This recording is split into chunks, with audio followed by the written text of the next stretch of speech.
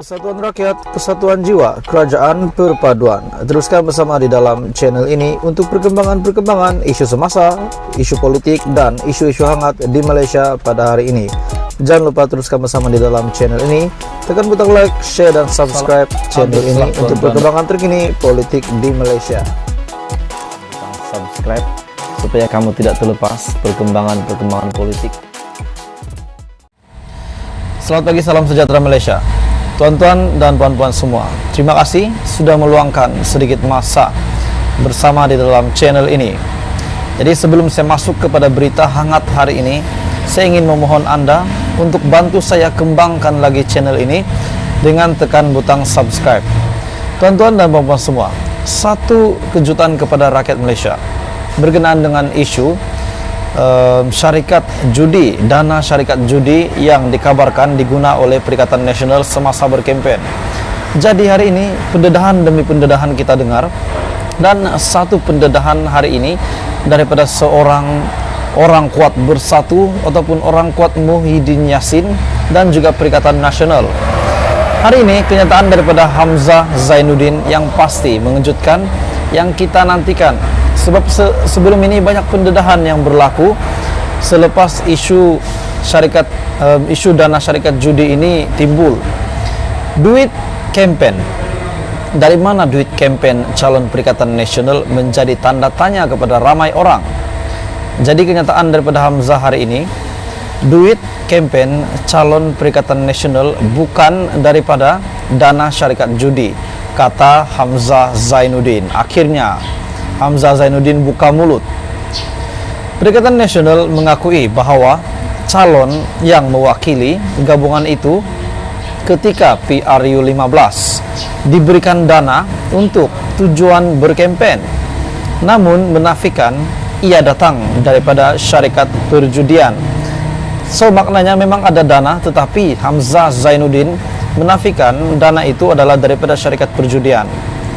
Setiausaha Agung Perikatan Nasional, Datuk Seri Hamzah Zainuddin berkata, gabungan itu hanya memberikan RM50,000 kepada setiap calon yang bertanding di bawah tiket Perikatan Nasional pada PRU 15. Mereka bimbang dengan apa yang berlaku ketika pilihan raya baru-baru ini.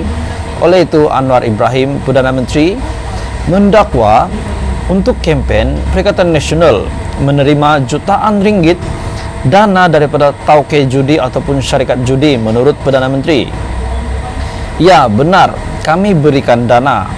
Saya Setiausaha Agung Perikatan Nasional dan ada ramai lagi calon di depan saya. Kami hanya memberikan RM50,000 untuk setiap calon. Jika saya ada duit daripada kaki judi, saya rasa Perikatan Nasional bukan sahaja menang 73 kerusi, malah 30 kerusi BN kita sapu habis.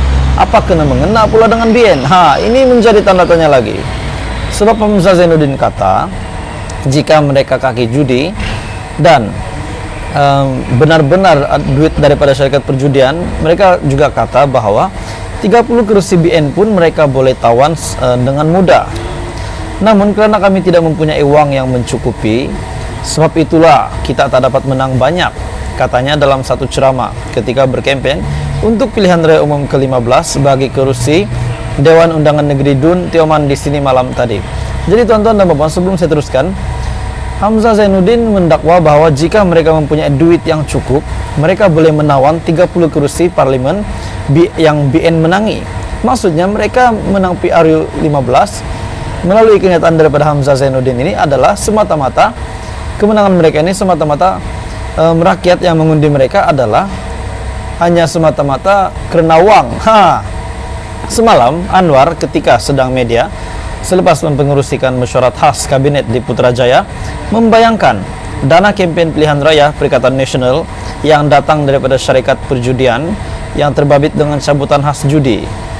Pada sidang media yang sama, Perdana Menteri turut mengumumkan pembatalan keputusan kerajaan sebelum ini yang meningkatkan kekerapan cabutan khas nombor ramalan daripada 8 kepada 22 kali setahun berkuat kuasa pada 1 Januari.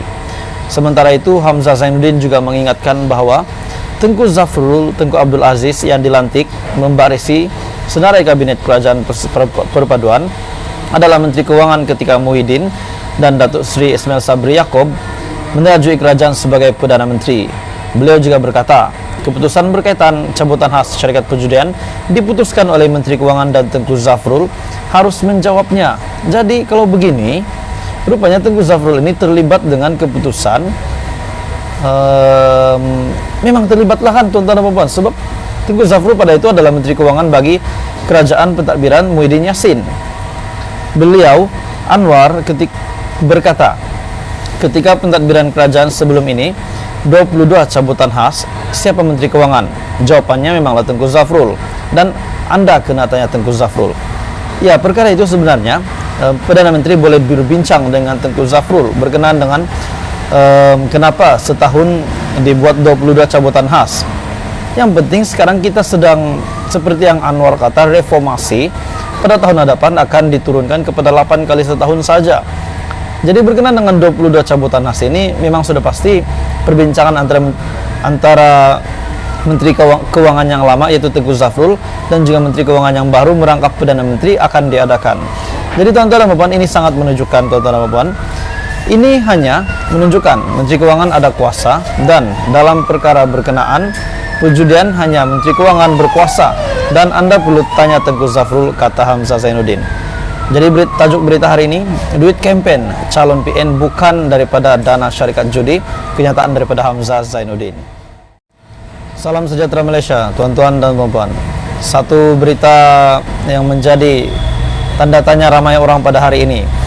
Setelah Anwar Ibrahim menjadi Menteri Keuangan, ya kita tahu banyak yang berlaku, terutamanya kebakaran yang berlaku baru-baru ini di pejabat Kementerian Keuangan. Jadi di bahagian pejabat Kementerian Keuangan ada kebakaran berlaku. Jadi banyak tanda tanya. Ada juga yang kata seorang staf dalam Kementerian Keuangan dalam MOF dikabarkan mungkin letak jawatan ataupun diberhentikan. Nah, itu adalah spekulasi dan tanda tanya saja. Jadi hari ini jawaban kepada pertanyaan Anda itu daripada biharian.com, Asri Hamidin dicutikan, Ketua Setiausaha Perbendaharaan KSP baru akan dilantik.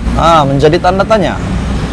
Status Ketua Setiausaha Perbendaharaan KSP Datuk Seri Asri Hamidin menjadi teka-teki apabila beliau tidak kelihatan ketika majlis sambutan hari pertama Menteri Keuangan Datuk Seri Anwar Ibrahim pagi tadi. Ini yang menjadi tanda tanya kenapa beliau tiada semasa hari pertama Menteri Keuangan bertugas ataupun Perdana Menteri Datuk Seri Anwar Ibrahim. Malah ketika sidang media selepas program taklimat dengan Perdana Menteri yang dihadiri pegawai kanan kementerian, Anwar turut menyebut perbincangan mengenai kedudukan penasihat keuangan negara dengan KSP yang baru.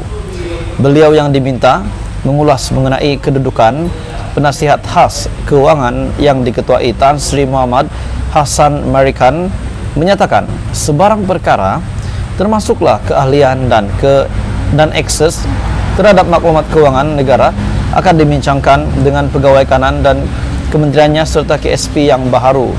Jadi kalau dibincangkan berkenaan dengan KSP yang baru, yaitu Ketua Setiausaha Perbendaharaan, maksudnya Asri Hamidin yang dikabarkan dicutikan ini, adakah beliau ini benar-benar dicutikan ataupun beliau ini memang sudah dilucutkan jawatannya? Jadi jawaban itu hanya Datuk Seri Anwar Ibrahim yang tahu, dan kerajaan perpaduan dan juga staf-staf di dalam Kementerian Keuangan. Jadi bagi Anda yang bertanya, adakah Asri Hamidin letak jawatan dicutikan? Setakat ini biharian.com telah membuat satu artikel berita hari ini, Asri Hamidin dicutikan, Ketua Setiausaha Perbendaharaan KSP baru akan dilantik. Jadi memang menjadi tanda tanya lah, adakah KSP baru akan dilantik dan bagaimana status Asri Hamidin. Jadi ada orang tanya, ada yang tanya, adakah Datuk Seri Anwar Ibrahim yang melucutkan jawatan beliau? Itu menjadi tanda tanya ramai orang.